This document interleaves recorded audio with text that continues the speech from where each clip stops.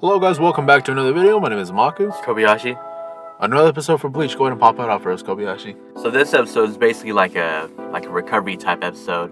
Plus we get to see a few interesting revelations. Basically we see Ichigo and Renji recover, and the way they recover is by the hot spring guy punching them to see if they are fully recovered.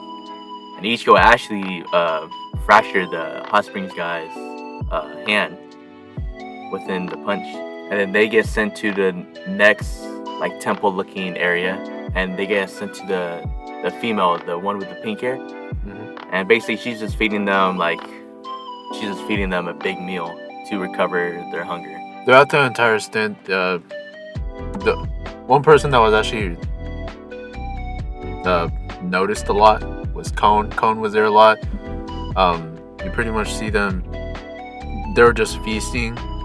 And we know that, well, she originally looks like a fat lady, but if she expends too much spiritual pressure or spiritual energy, she ends up turning into this, like your typical anime gal. That's what she ends up looking like. And this episode too, we get to learn what she created, because each of these Squad Zero members, they are the founder or creator of something important in the Soul Society.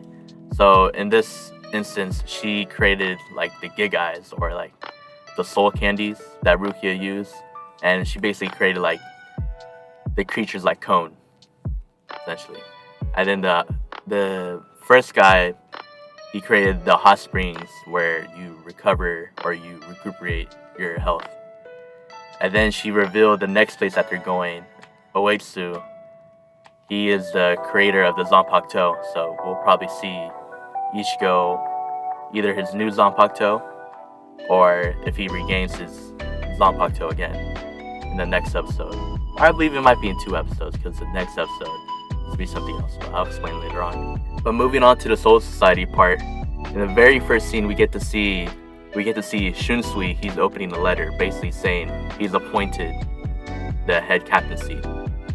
And he's the type who he's really lazy, so he didn't want to be, but he's the best candidate to be the head captain.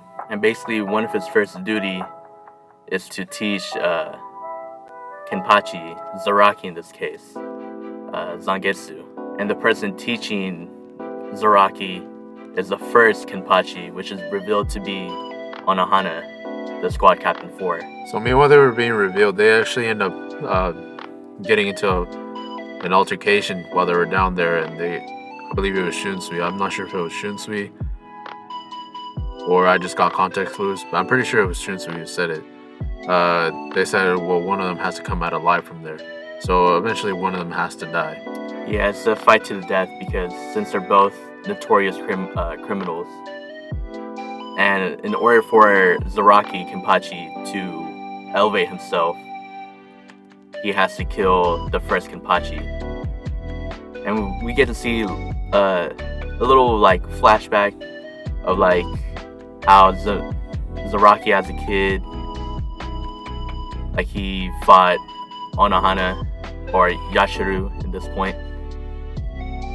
Basically said that he felt fear for the first time going against her. And then we also see later on in the episode that he starts crying, and you never see the side of Zaraki in the anime. So maybe while they were fighting, you get to see there was a moment in time where they were just fighting. They were showing people's perspectives on their outcome. You see the lieutenant for the Squad 11, the current one.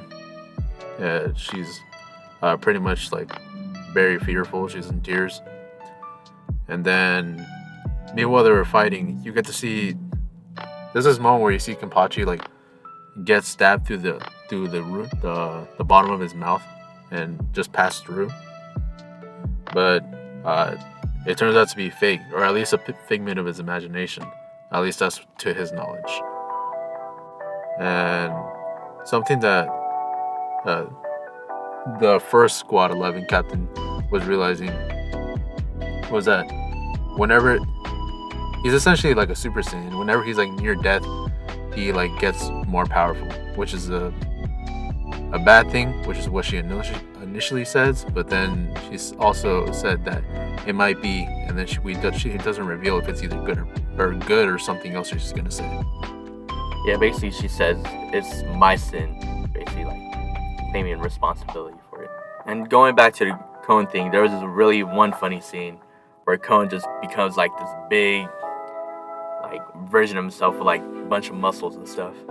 And basically it cushioned Ichigo's and Renji's landing between the palace.